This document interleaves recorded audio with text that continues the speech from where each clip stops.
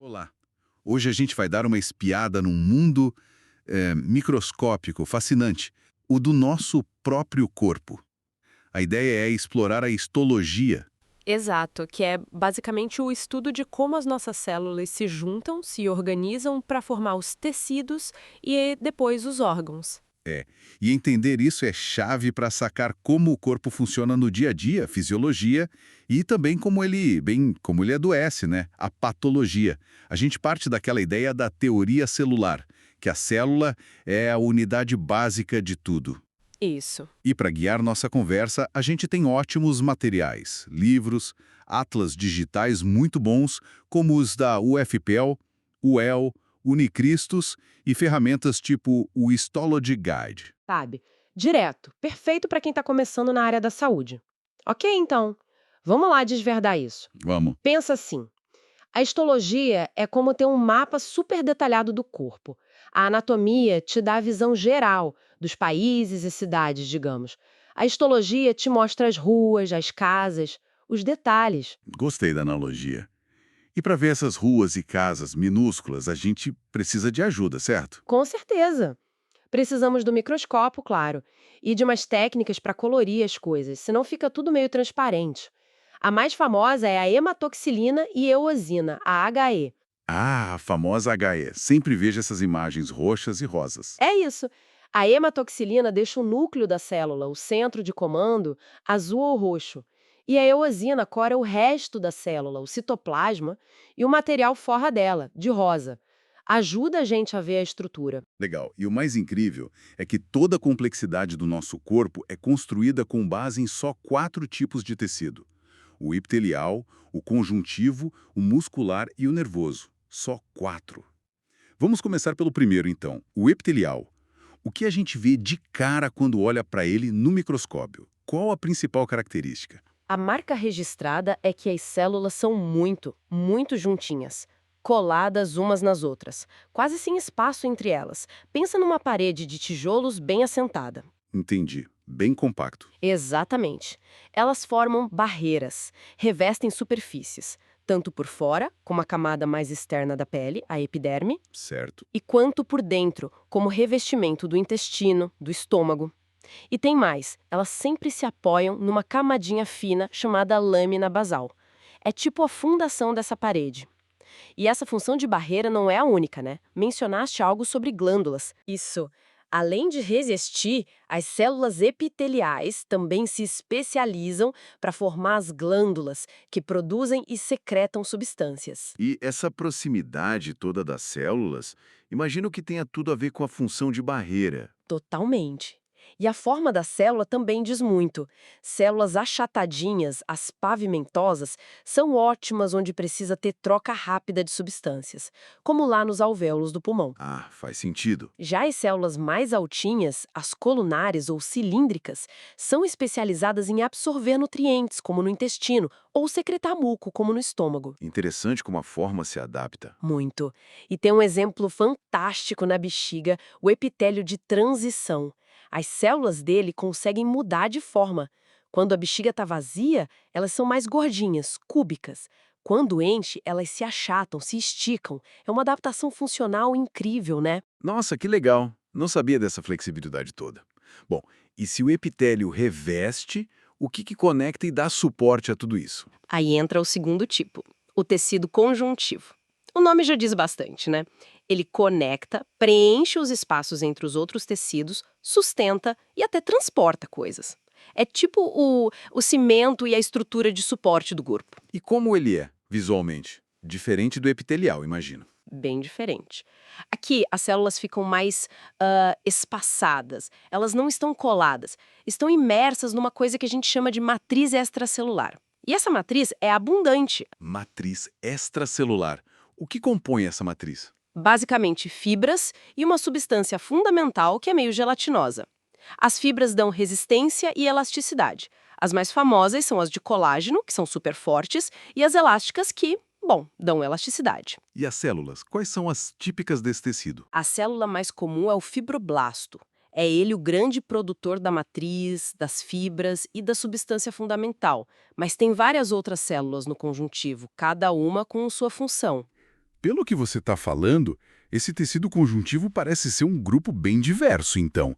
Não é só uma cola genérica. Não mesmo. Olha, a diversidade é a marca dele.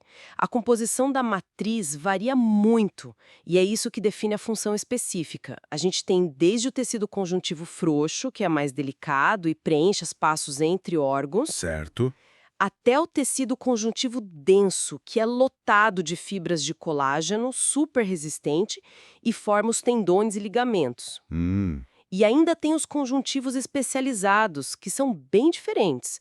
Pensa na cartilagem, no osso. Sério? Osso é conjuntivo? Sim, a matriz é mineralizada, super rígida, e o tecido adiposo, a gordura, também é.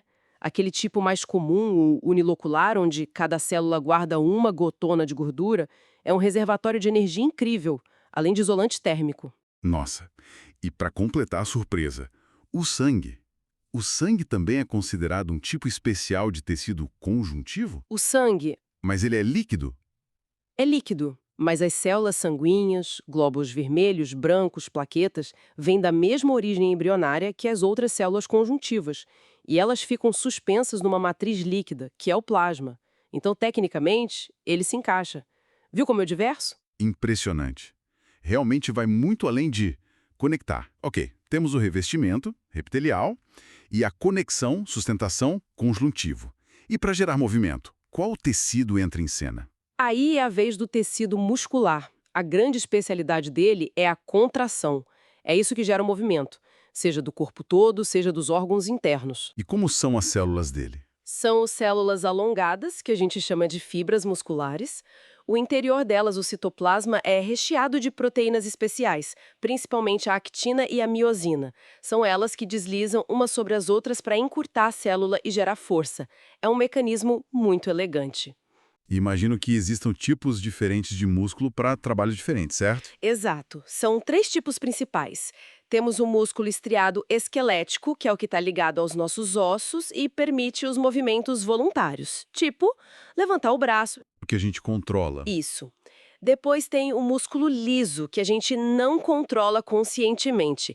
Ele está nas paredes dos órgãos internos, como o intestino, o útero, os vasos sanguíneos. A contração dele é involuntária. E o terceiro? E o músculo? O terceiro é o músculo estriado cardíaco. Como o nome diz, é exclusivo do coração. Ele também é estriado como o esquelético, mas a contração é involuntária. E ele tem uma estrutura toda especial para garantir que o coração bata de forma rítmica e contínua. Fundamental para a vida, né? Bom, cobrimos revestimento, conexão, movimento. Falta quem comanda tudo isso, quem coordena essa orquestra toda. Esse é o maestro, o tecido nervoso. A função dele é receber informações do ambiente e do próprio corpo, processar essas informações e transmitir comandos. Basicamente, comunicação e controle. É ele que coordena todas as funções. E as células principais? Todo mundo já ouviu falar dos neurônios, né? Sim, os neurônios são as estrelas aqui. São células altamente especializadas em transmitir impulsos nervosos.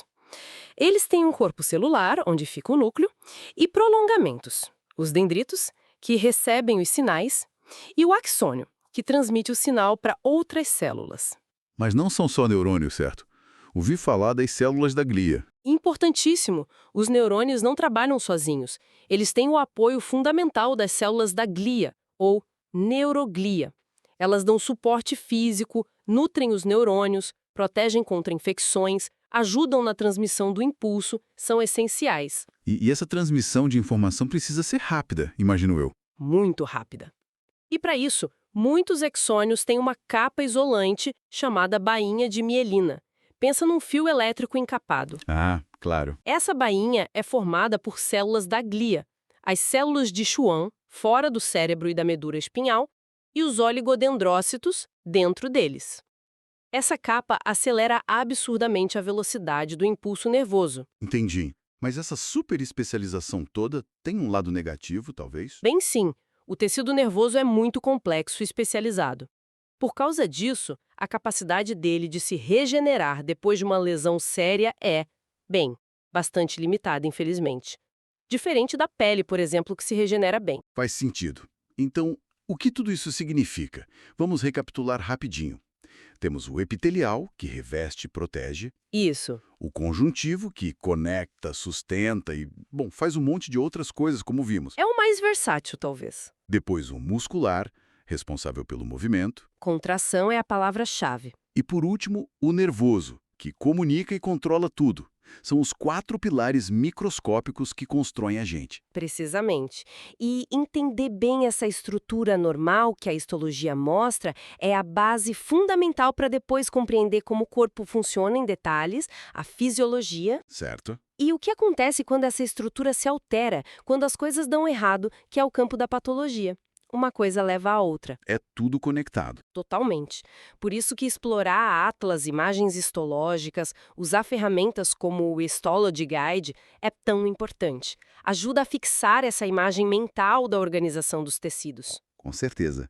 E para finalizar, fica aqui uma reflexão. Como será que uma alteração mínima, talvez numa única célula, num único tipo desses de tecido, pode acabar impactando o funcionamento de um órgão inteiro? Ou, quem sabe, até do organismo todo? É uma ótima pergunta.